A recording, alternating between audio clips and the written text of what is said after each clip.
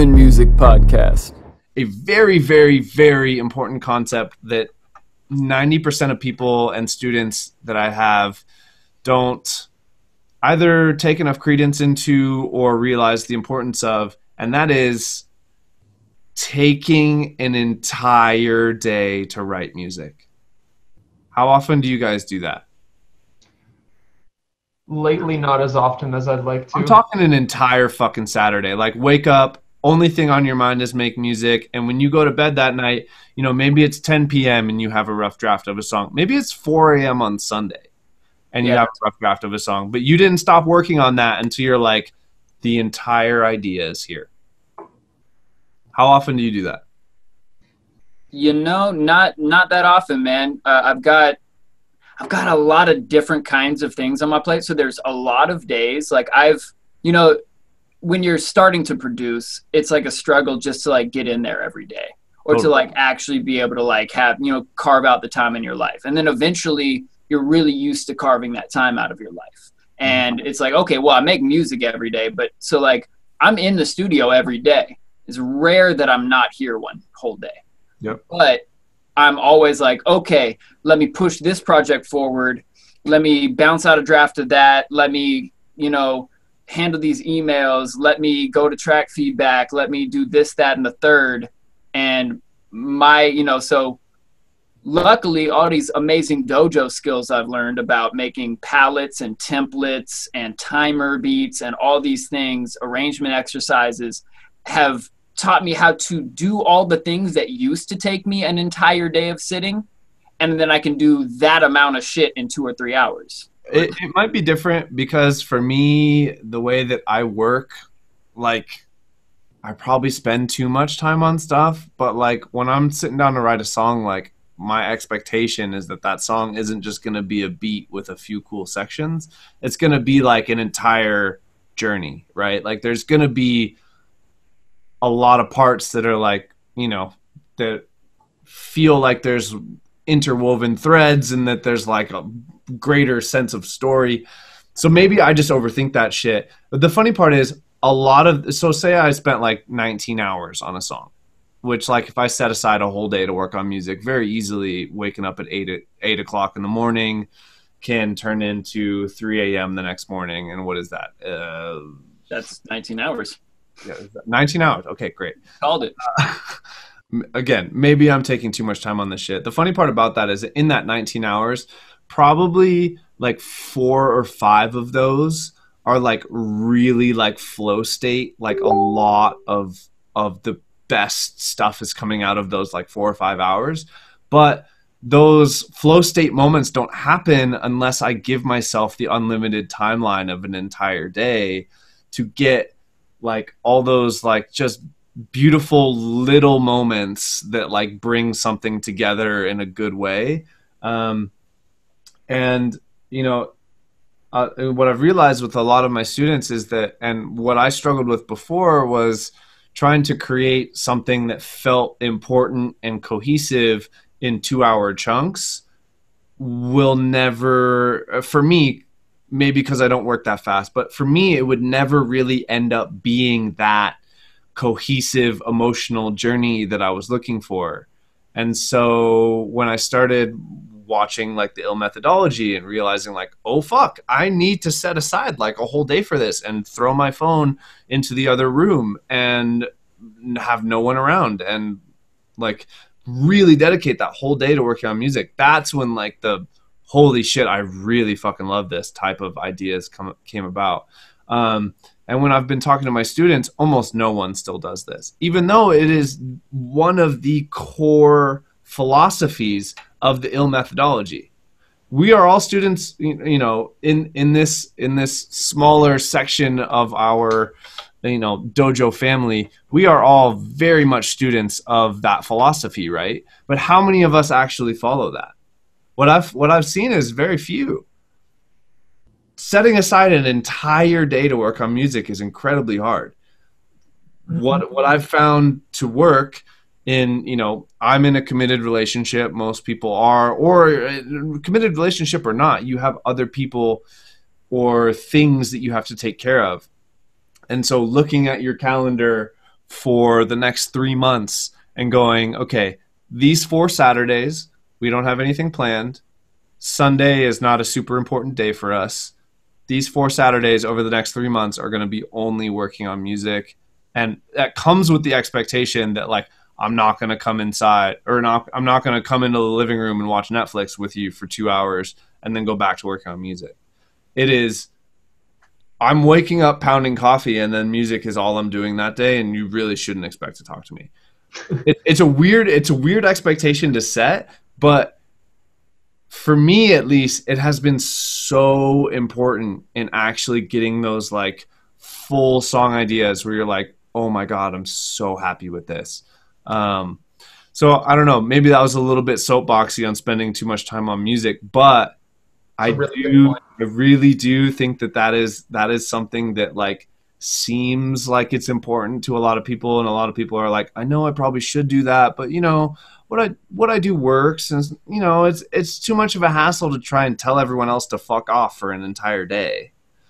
Yeah, it is for sure.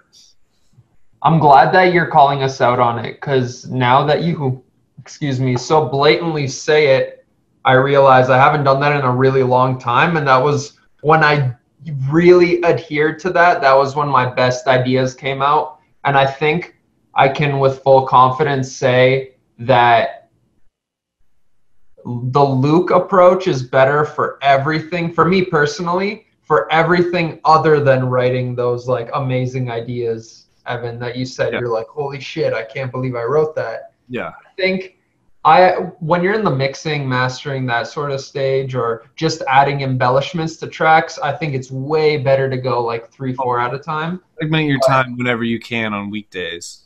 But for writing, pound coffee, forget to eat, lose some self-respect for yourself, and just fucking stand there like a statue. Because it's not that often that you have a day where you really can do that. You have to plan it out. It's not like I'm sitting here like every Saturday I'm going to wake up and fucking malnourish myself because I'm so involved in this song. Right. Only eat lunch, didn't eat breakfast. After I was done, smoked a spliff at 4 a.m. and finally ate a real meal after 20 hours of not doing anything except this. Yeah. That doesn't happen that often, but when it does, it is definitely where the best, most cohesive work comes out of. At least, Have you read Deep Work by Cal Newport? No, I haven't, but I am a student of his teachings in relative theory, right? Like, yeah, I mean, you just described it. Totally. Yeah, right? Totally. You don't need to read the book. You just gave me the cliff notes. I think there's really interesting examples in the book, though, where people go through really drastic measures. Like some dude took a flight to Japan and immediately back just so he'd have time to like finally finish this book he was writing, or like best on the airplane is the well, because you're so isolated and nobody can talk to you. All connection is absolutely cut off. After however many hours, he just like got on the phone. He's like, yep, I'm alive, taking the flight back. Hang up, boards the plane. Another, I think it was like 18-hour chunk to like work on this shit. And there's like a bunch of prominent figures like J.K. Rowling wrote Harry Potter in hotel rooms. Yeah. A bunch of people like rent out cabins and shit. And I love that idea. I hope I can save up enough to just fucking like rent out a cabin and not have to, take like beg for vacation days or whatever. Because when you have a month of writing shit, I feel like that's like the rest of the year is like mixing, mastering. Well, that's like, okay, so like Tame Impala will write an album in a week. Love it. And then it'll take him a year to finish it. But he had like 7 days of absolute debauchery in which hundreds of millions of plays on every song stemmed from that 1 week of like, I'm not doing anything else but writing music. It's kind of a powerful concept, right? I definitely like the concept of holding yourself off in a foreign place and working on music. I know that like you were just talking about, Neil Gaiman, very prolific fiction writer. His thing is like, I want to put myself in a position where if I don't write, I will be so fucking bored that at some point I will just be like, writing is better than the alternative. You know, like that's a bit drastic, and it makes it seem like a loveless passion. Like if I have a whole Saturday to work on music, I guarantee you, I am like, yes, let's go. I'm going to get out of bed. I'm going to work on music all day. This shit's fucking the best. But there is some truth to that, where like, in that 20-hour day where you're working on music, you get to 5 p.m. and you're like, you've got like half a good song, you've got some really good ideas, like not all of them have been elaborated on, and you're like, is this really not that good? Should I just quit? Like you really do feel like that at some point. And it is really important that you're like, no, I've set aside this whole day to do this. I'm not just going to quit now because I'm tired, or I just, not everything has worked perfectly. I'm going to get to the end. And there's been plenty of times where at 5 p.m. on one of those Saturdays, the song that I have is not good. But there are like the chord progression that I finally have figured out. I know that it's masterful. And I know that it hasn't been elaborated on in the right way. And it's like, I just don't think this song is going to work. Like that thought still goes through your head all the time. Yep.